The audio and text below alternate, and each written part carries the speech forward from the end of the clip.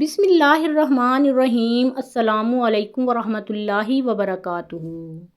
حضور اکرم صلی اللہ علیہ وآلہ وسلم کی عمر مبارک 35 سال ہوئی تو مکہ میں زبردست سیلاب آیا۔ قریش نے سیلاب سے محفوظ رہنے کے لیے ایک بند بنا رکھا تھا، مگر یہ سیلاب اس قدر زبردست تھا کہ بند توڑ کر کعبے میں داخل ہو گیا۔ پانی کے زبردست ریلے اور پانی کے اندر جمع ہونے کی وجہ سے کعبے کی دیواروں میں شگاف پڑ گئے۔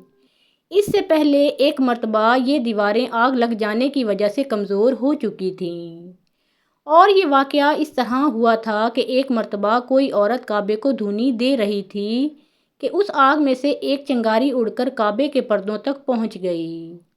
اس سے پردوں کو آگ لگ گئی اور دیواریں تک جل گئیں۔ اس طرح دیواریں بہت کمزور ہو گئی تھیں۔ یہی وجہ تھی کہ سیلاب نے ان کمزور دیواروں میں شگاف کر دیے تھے۔ حضرت ابراہیم علیہ السلام نے کعبے کی جو دیواریں اٹھائی تھیں وہ 9 گز اونچی تھیں۔ ان پر چھت نہیں تھی۔ لوگ کعبے کے لیے نذرانے وغیرہ لاتے تھے۔ یہ نذرانے کپڑے اور خوشبوئیں وغیرہ ہوتی تھیں۔ کعبے کے اندر جو کنواں تھا یہ سب نذرانے اس کنویں میں ڈال دیے جاتے تھے۔ کنواں اندرونی حصے میں دائیں طرف تھا، اس کو کعبے کا خزانہ کہا جاتا تھا۔ کعبے کے خزانے کو ایک مرتبہ ایک چور نے چرانے کی کوشش کی، چور کنویں ہی میں مر گیا۔ اس کے بعد اللہ تعالیٰ نے اس کی حفاظت کے لیے ایک سانپ کو مقرر کر دیا۔ یہ سانپ کنویں کی منڈیر پر بیٹھا رہتا تھا، کسی کو خزانے کے نزدیک نہیں آنے دیتا تھا۔ قریش بھی اس سے خوف زدہ رہتے تھے۔ اب جبکہ کعبے کی دیواروں میں شگاف پڑ گئے تھے اور نئے سرے سے اس کی تعمیر کا مسئلہ پیش آیا تو اللہ تعالیٰ نے ایک پرندے کو بھیجا، وہ اس سانپ کو اٹھا کر لے گیا۔ البدایہ والنہایہ۔ یہ دیکھ کر قریش کے لوگ بہت خوش ہوئے۔ اب انہوں نے نئے سرے سے کعبے کی تعمیر کا فیصلہ کر لیا اور پروگرام بنایا کہ بنیادیں مضبوط بنا کر دیواروں کو زیادہ اونچا اٹھایا جائے۔ اس طرح دروازے کو بھی اونچا کر دیا جائے گا تاکہ کعبے میں کوئی داخل نہ ہو، صرف وہی شخص داخل ہو جسے وہ اجازت دیں۔ اب انہوں نے پتھر جمع کیے، ہر قبیلہ اپنے حصے کے پتھر الگ جمع کر رہا تھا۔ چندہ بھی جمع کیا گیا۔ چندے میں انہوں نے پاک کمائی دی، ناپاک کمائی نہیں دی۔ مثلاً طوائفوں کی آمدنی، سود کی کمائی، دوسروں کا مال غصب کر کے حاصل کی گئی دولت چندے میں نہیں دی، اور پاک کمائی انہوں نے بلا وجہ نہیں دی تھی۔ ایک خاص واقعہ پیش آیا تھا جس سے وہ اس نتیجے پر پہنچے تھے کہ اس کام میں صرف پاک کمائی لگائی جائے گی۔ وہ واقعہ یوں تھا، ایک قریشی سردار ابو وہب عمر بن عابد نے جب یہ کام شروع کرنے کے لیے ایک پتھر اٹھایا تو پتھر اس کے ہاتھ سے نکل کر پھر اسی جگہ پہنچ گیا جہاں سے اسے اٹھایا گیا تھا۔ اس پر قریشی حیران و پریشان ہوئے۔ آخر خود وہب کھڑا ہوا اور بولا، اے گروہ قریش، کعبے کی بنیادوں میں سوائے پاک مال کے کوئی دوسرا مال شامل مت کرنا۔ بیت اللہ کی تعمیر میں کسی بدکار عورت کی کمائی، سود کی کمائی یا زبردستی حاصل کی گئی دولت ہرگز شامل نہ کرنا۔ یہ وہب حضور اکرم صلی اللہ علیہ وآلہ وسلم کے والد حضرت عبداللہ کا ماموں تھا اور اپنی قوم میں ایک شریف آدمی تھا۔ جب قریش کے لوگ خانہ کعبہ کی تعمیر کے لیے پتھر ڈھو رہے تھے تو ان کے ساتھ حضور اکرم صلی اللہ علیہ وآلہ وسلم بھی پتھر ڈھونے میں شریک تھے۔ آپ صلی اللہ علیہ وآلہ وسلم پتھر اپنی گردن پر رکھ کر لا رہے تھے۔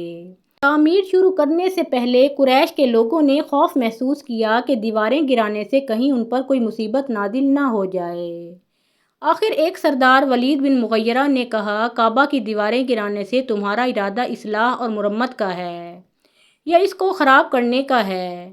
جواب میں لوگوں نے کہا، ظاہر ہے ہم تو مرمت اور اصلاح چاہتے ہیں۔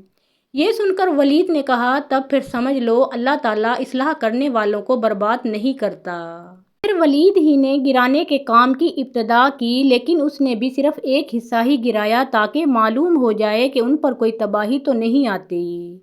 جب وہ رات خیریت سے گزر گئی تب دوسرے دن سب لوگ اس کے ساتھ شریک ہو گئے اور پوری عمارت گرا دی گئی، یہاں تک کہ اس کی بنیاد تک پہنچ گئے۔ یہ بنیاد حضرت ابراہیم علیہ السلام کے ہاتھ کی رکھی ہوئی تھی۔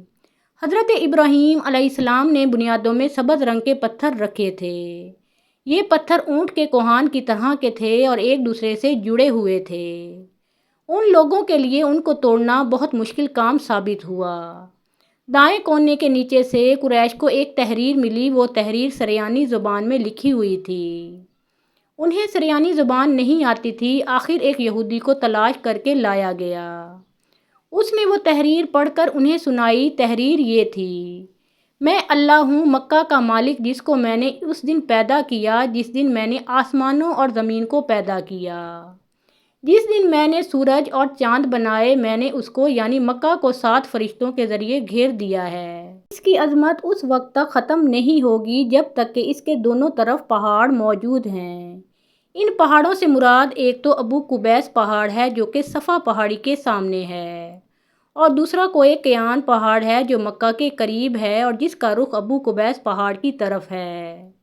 اور یہ شہر اپنے باشندوں کے لیے پانی اور دودھ کے لحاظ سے بہت بابرکت اور نفع والا ہے۔ یہ پہلی تحریر تھی، دوسری مقام ابراہیم سے ملی۔ اس میں لکھا تھا کہ مکہ اللہ تعالیٰ کا محترم اور معظم شہر ہے۔ اس کا رزق 3 راستوں سے اس میں آتا ہے۔ یہاں 3 راستوں سے مراد قریش کے 3 تجارتی راستے ہیں۔ ان راستوں سے قافلے آتے جاتے تھے۔ تیسری تحریر اس سے کچھ فاصلے سے ملی۔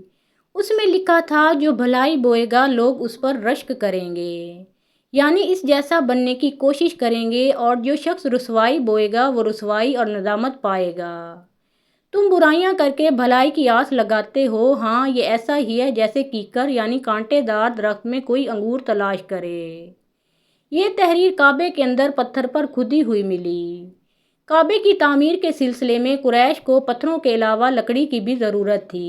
چھت اور دیواروں میں لکڑی کی ضرورت تھی۔ لکڑی کا مسئلہ اس طرح حل ہوا کہ ایک جہاز عرب کے ساحل سے آ کر ٹکرا گیا۔ آج اس مقام کو جدہ کا ساحل کہا جاتا ہے، پہلے یہ مکہ کا ساحل کہلاتا تھا، اس لیے کہ مکہ کا قریب ترین ساحل یہی تھا۔ ساحل سے ٹکرا کر جہاز ٹوٹ گیا۔ وہ جہاز کسی رومی تاجر کا تھا۔ اس جہاز میں شاہ روم کے لیے سنگ مرمر، لکڑی اور لوہے کا سامان لے جایا جا رہا تھا۔ قریش کو اس جہاز کے بارے میں پتہ چلا تو یہ لوگ وہاں پہنچے اور ان لوگوں سے لکڑی خرید لی۔ اس طرح چھت کی تعمیر میں اس لکڑی کو استعمال کیا گیا۔ آخر خانہ کعبہ کی تعمیر کا کام حجر اسود تک پہنچ گیا۔ اب یہاں ایک نیا مسئلہ پیدا ہو گیا۔ سوال یہ پیدا ہوا کہ حجر اسود کون اٹھا کر اس کی جگہ پر رکھے گا؟ ہر قبیلہ کے سردار نے چاہا کہ حجر اسود کو نصب کرنے کا شرف اسے حاصل ہو۔ یہ جھگڑا 5 دن تک چلتا رہا اور اس قدر شدت اختیار کر گیا کہ قریب تھا کہ حرم میں خون خرابہ ہو جاتا۔ اتنے میں ایک عمر رسیدہ شخص ابو امیہ مخزومی نے یہ تجویز پیش کی کہ صبح مسجد حرام کے دروازے سے جو شخص سب سے پہلے داخل ہو اسے منصف یعنی فیصلہ کرنے والا مان لیں۔ سب لوگوں نے یہ تجویز منظور کر لی۔ اللہ تعالیٰ کی مرضی کہ سب سے پہلے آپ صلی اللہ علیہ وآلہ وسلم مسجد حرام میں داخل ہوئے۔ لوگ آپ صلی اللہ علیہ وآلہ وسلم کو دیکھتے ہی پکار اٹھے: یہ امین محمد صلی اللہ علیہ وآلہ وسلم ہیں، ہم ان سے راضی ہیں۔ آپ صلی اللہ علیہ وآلہ وسلم کو معاملہ کی تفصیل بتائی گئی تو آپ صلی اللہ علیہ وآلہ وسلم نے ایک چادر منگوائی جس میں اپنے دست مبارک سے حجر اسود کو رکھا اور تمام قبائل کے سرداروں سے کہا: تم لوگ اس چادر کو کناروں سے پکڑ کر اسے حجر اسود کے مقام تک لے چلو۔ جب وہ وہاں لے گئے تو آپ صلی اللہ علیہ وآلہ وسلم نے اپنے دست مبارک سے حجر اسود کو اٹھا کر اس کی مقررہ جگہ پر نصب فرما دیا۔ آپ صلی اللہ علیہ وآلہ وسلم کی اس معاملہ فہمی اور دانش مندانہ فیصلے سے سارے قبیلے بے حد مسرور اور مطمئن ہو گئے۔ حضور صلی اللہ علیہ وآلہ وسلم کی اس دانش مندی سے وہ قبیلے ایک خونخوار خانہ جنگی سے بچ گئے، ورنہ وہ اکھڑ لوگ تو مرنے مارنے کے لیے تیار ہو کر تباہی کے دہانے پر پہنچ چکے تھے۔ جاہل لوگ جو ذرا ذرا سی باتوں پر تلواریں تان کر تصادم کے شعلوں میں کود پڑنے کے عادی تھے، بھلا عزت اور ناموس کے اتنے بڑے معاملے پر صبر و تحمل اور فہم و فراست سے کیسے کام لے سکتے تھے؟